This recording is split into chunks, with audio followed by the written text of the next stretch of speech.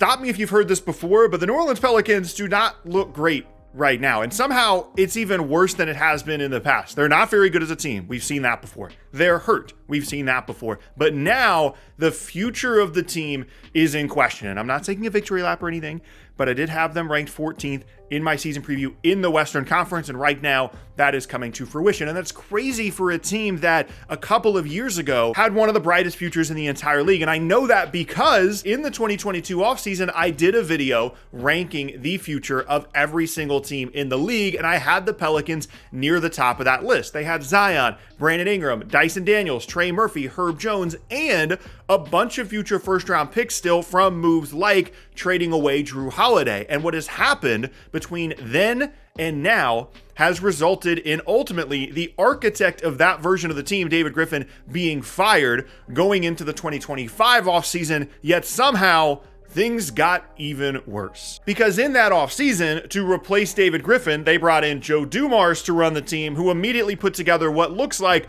one of the worst NBA offseasons we have seen in a very long time. And it's crazy that we're already at this point, because coming into the season for New Orleans, even though I wasn't optimistic about them, there was reasons to be optimistic. Like, yes, you were worried about the Zion health aspect of it. You were worried about the team in general being healthy. You were worried about potentially the coach. But on the other hand, you had Zion, and if he could be healthy, him and a bunch of the other wings that they have, Trey Murphy, Herb Jones, some of the rookies that they brought in, you could see a version of this team that was really, really deep around Zion. It was going to be able to guard, and they could maybe push for like a 45 win season in the Western Conference. And we've seen a very similar version of this team have success in recent years. Just 2 years ago, the one actual fully healthy Zion season the Pelicans have ever gotten, they won 49 games. So going into the year, it wasn't like the sky was necessarily falling in New Orleans, which I would guess is why they made some of the moves that they did in the offseason, because they felt optimistic about what the team would be.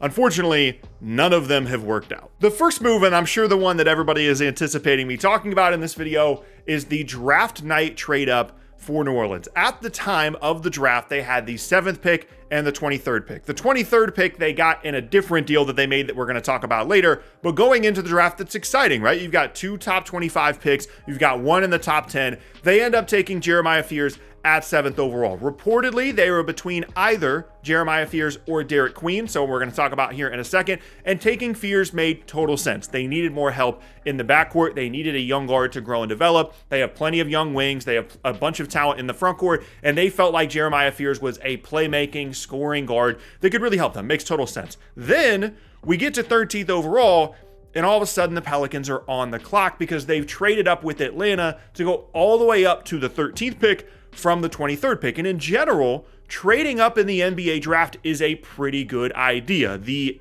value of the draft pick overall in terms of them turning into something significant, all-star level or above, decreases significantly the further you go in the draft, so trading up, generally a good strategy. The problem was New Orleans traded their 2026 first-round pick to Atlanta unprotected to go from 23 to 13, and they take Derek Queen. And the issue with that is twofold. One, it puts a ton of pressure on Derek Queen to be something, because you are trading basically multiple first-round picks. You're using one and trading one in order to go and get this guy. So he better be really good. And more significantly than that, it puts a ton of pressure on the Pelicans this season to be good, so that you're not trading away, I don't know, a top 5 pick in exchange for trading up from 23 to 13, which no team in their right mind would ever do. And in general, we have seen teams execute this well in the past. It's not the same scenario, but when Dallas moved up to get Luka, they gave up an extra first-round pick to do so. It ended up at 10th overall. That pick becomes Cam Reddish. Not that big of a deal. But there is obviously a large gap between that situation and where New Orleans is, both in terms of the prospect that they're selecting, comparing Derek Queen to Luka Doncic's prospects, and also specific to the situation of the New Orleans Pelicans, who for the last, I don't know, forever in the history of their franchise, are the most injured team in the league basically every single season. So if you believe in the roster and you think we're going to be pretty good, we're going to win 45 games, That's one thing if you're thinking about trading away an unprotected first the following year. But it's another thing to think, not only are we going to be good so we can afford to give away the pick, but we're also going to be healthy. That line of thinking has absolutely zero evidence of being true in the last 10-year history of the New Orleans Pelicans. And for Joe Dumars to show up and immediately think this is how we need to take our next step forward made absolutely no sense. And I'm not the only one that thinks so, because reportedly the GM of the Hawks had to call back and ask the New Orleans Pelicans, hey, we're on the same page here, right? You want to make this particular move. You want to give away your 2026 first round pick unprotected to go from 23 to 13. I just want to make sure. And Joe Dumars said, yep, let's run it. And you know what's happened? The Pelicans are hurt. The Pelicans are bad, and they're on pace to give away a top 5 pick to the Atlanta Hawks. Long way to go as the recording of this video, but the scenario that has occurred to begin the year where Zion is dealing with some injury thing, the team overall isn't very good, is the exact scenario in which you do not trade away your unprotected first round pick. You wait until 23 and you can trade that pick or keep it, whatever the case may be, but you don't give it away to go up and take Derek Queen, unless you think Derek Queen is going to be an all-NBA caliber player, which he could be, but it still doesn't make sense given the context of the roster and the team. The other thing they did in the offseason that made absolutely no sense was the CJ McCollum for Jordan Poole trade, which in the context of this discussion was essentially just CJ McCollum plus some other contracts in exchange for Jordan Poole. Other pieces there, but for the purposes of the discussion, it's fine. This trade at the time made absolutely zero sense because, yes, Jordan Poole in theory is probably a little bit better and he's certainly younger, and maybe you think that's just a better fit for your roster, but given where New Orleans was, given that Zion's on a massive contract, a couple of other guys are very expensive, the thing that you'd like to have, especially in this environment in the NBA where teams are worried about salaries, they're worried about the second apron, the thing you'd like to have is flexibility. And the side of that trade that gives you flexibility is the CJ McCollum side of it, because Jordan Poole's contract runs for another year beyond this season, where CJ McCollum was a 2026 free agent. So even on the floor, if you think it's a slight upgrade going from McCollum to Jordan Poole, which I think is arguable, adding the extra year of salary limits what you can do next offseason. Maybe Jordan Poole is an okay expiring contract in the offseason, but I can guarantee you that when the Wizards found out they could dump Jordan Poole in exchange for CJ McCollum and cut that year's salary off their books, that was a complete game changer for them, and they couldn't believe that that was an option. And when you really think about it from a roster or franchise perspective, the Wizards and the Pelicans are not very far apart in what their goals should be moving forward, and so they should be thinking the same way. And for some reason, New Orleans is thinking, how can we step forward? How can we try and win now?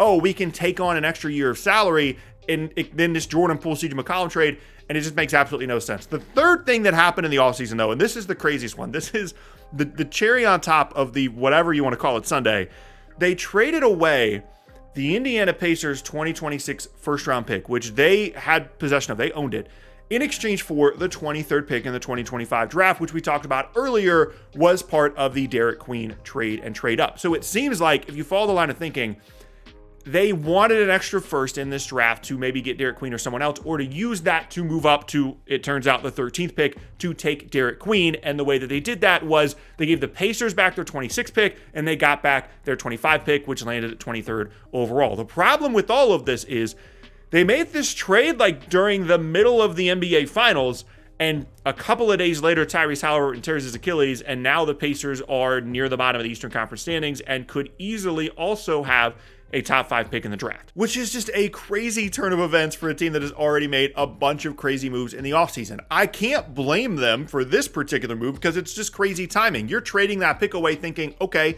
Indiana just went on this really good run through the Eastern Conference. The East isn't going to be all that good next year because by this point, Jason Tatum had already been hurt.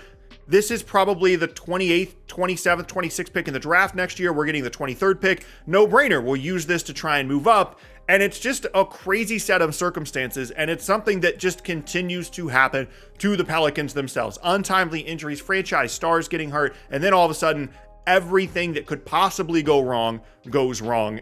And that's the theme of their offseason. Bad decision-making and bad luck. And of course, now as we go into the season, things immediately fall apart. Everything that couldn't happen for the Pelicans to begin the season is happening. Zion has some random injury. The team in general is not playing particularly well. You have questions about the coach. You have questions about the roster construction. And now you're in this place where if things continue on this path, what you'd like to do is play Jeremiah Fears a lot. and play Derek Queen a lot and give them an opportunity to grow and develop. But you can't really do that, or at least it doesn't make sense to do that in terms of giving those guys opportunities in exchange for not being as competitive.